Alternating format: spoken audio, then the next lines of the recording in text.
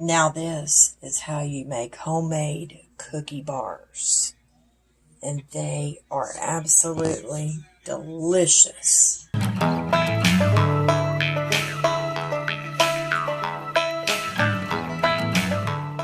Hey y'all, it's Cheryl with Old Fashioned Southern Cooking. I've got this little setup different than what I normally would do my video. But what we're going to be making today is very, very simple. It's not going to take long. These are so delicious. And today we're going to make some chocolate oatmeal no-bake bars. All right, that's what we're making. So anyway, what you want to do first is take you some kind of a large cookie sheet and you want to butter it, okay? You don't want to over butter it, but just put some butter on there. I've already got mine on there ready. You want to have your pan ready because this does go pretty fast, okay? So at the beginning, you need to turn your heat on medium. I have my heat on medium already. So what you're going to need is you're just going to need your 1 stick of your butter. Now, this is the salted butter. Normally, I use unsalted in a lot of my dessert recipes, but this is one of them that I do not because I think they do taste a little better with the salted butter than they do the unsalted. Then you're going to need a 1/2 cup of creamy peanut butter. You can use the crunchy if you like crunchy.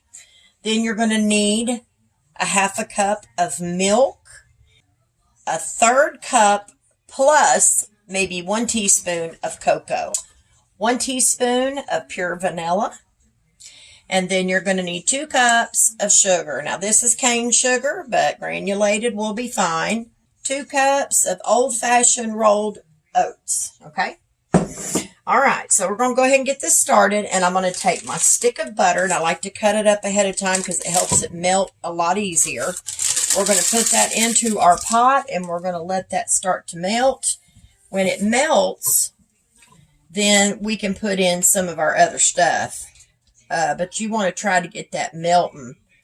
Try to melt that down pretty much before you start adding your other ingredients.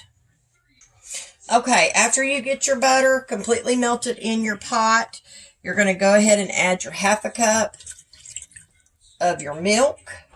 You're going to add your 1/3 cup of your cocoa plus a teaspoon, sorry y'all. Stir that in just a little bit, and then next we're going to have to add our 2 cups of our sugar. Get that in there. And what you're going to do is you're going to stir all these ingredients in together. Just like this. Make sure your heat's on medium. That way you don't scorch your chocolate mixture in here, because you can do that now. If you turn your heat too high, you can scorch it. So you don't want to do that. So just keep it stirring. And what you're going to look for is when your mixture comes to a boil, you're going to need to time the mixture for 1 minute. And then once the mixture comes to that boil, and after you time it for 1 minute, then is when you're going to add your 1/2 cup of your peanut butter. So you're going to have to stir your peanut butter in really good and get it all blended. And then you want to add your 1 teaspoon of your vanilla. And then lastly, you will add your 2 cups of your rolled oats. Now, some people will add like 3 cups of oats. I'm going to tell y'all something. I have made these with 3 cups of oats. It's too many oats for this much mixture. So just so y'all are aware, we like ours moist, and they just got that great cocoa flavor to them. You take a bite of them, they're just good. They're just good, y'all. So I'm going to wait for this mixture to come to a rolling boil, and I'm going to keep mixing it to make sure that cocoa and everything melts on in. And when it comes to that boil, I'll bring y'all back, and we will keep on going with it. So give me just a minute. So what you're going to have to do is start timing this. So we're going to go ahead and turn our timer on. 1 minute and start. while this is boiling, don't touch it. Leave it alone. Let it do its thing, okay? And when this gets done boiling, what I'm going to do is I'm going to add our peanut butter, get it smoothed in, and then I'm going to add our vanilla, and then I'll add our oats. So anyway, when this gets done, I'll bring y'all back. We got 29 seconds. All right, y'all, I got you over here at the counter now, and we're going to go ahead and start adding in our peanut butter to this. Go ahead and get your peanut butter added as quick as you can. Get all of it out of there. We're going to get all that out of our measuring cup, and we're going to stir that in and get that in there as quick as we can. I turn my stove off, so get that in there. Stir that in just really good, okay? Get that worked into your chocolate mixture, because at this point you don't have to have your heat no more. So you can let this peanut butter just melt on through there as best you can, okay? And then you're going to take your vanilla and you're going to add 1 teaspoon of it, and I did. And then after that, you're going to take your oats here in just a second. I'm just making sure my peanut butter is smooth enough. You're going to add your 2 cups of your oats, okay?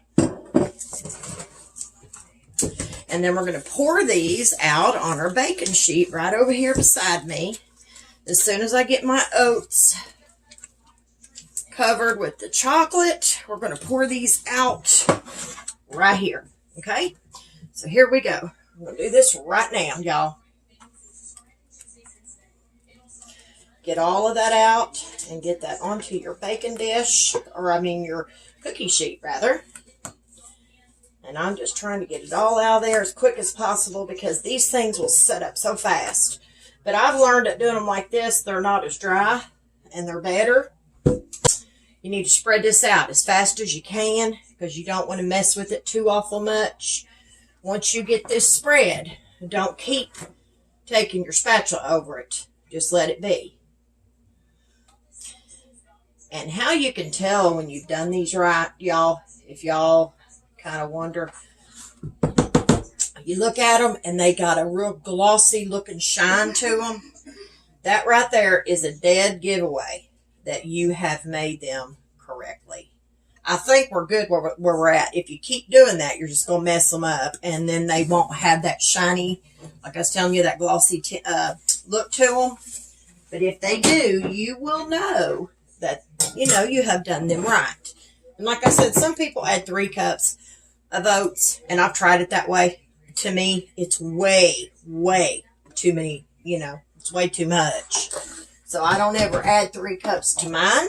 So I tried somebody else's recipe one time that had 3 cups, and I will tell you right now, I was not happy with the results. So this is what you're wanting. If y'all, I don't know if y'all can see it. I don't want to tilt it too much because it still, you know, is trying to set up. See if y'all can see how glossy that is. That's, you will know you did them right when you have something that looks like that. So what we're going to do is we're just going to leave these sit for anywhere between 25, maybe 30 minutes.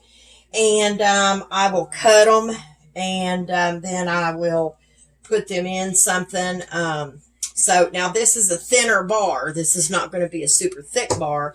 If you want a thicker bar, then I would suggest you pour them in a smaller pan that's got a little thickness to it.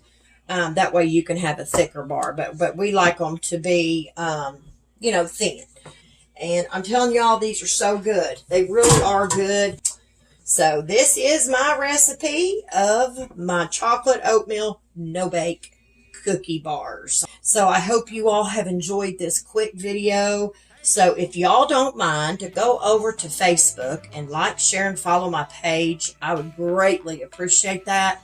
If you don't mind, head over to YouTube and like and subscribe. And as always, don't forget to hit that bell so you can get all notifications from old-fashioned Southern cooking when I post a new recipe. So anyway, I'm going to let y'all go. And listen, y'all, one thing before I do let you go. Please, let's all remember the children, the teachers, and everyone that lost their lives in the school shooting in Nashville, Tennessee.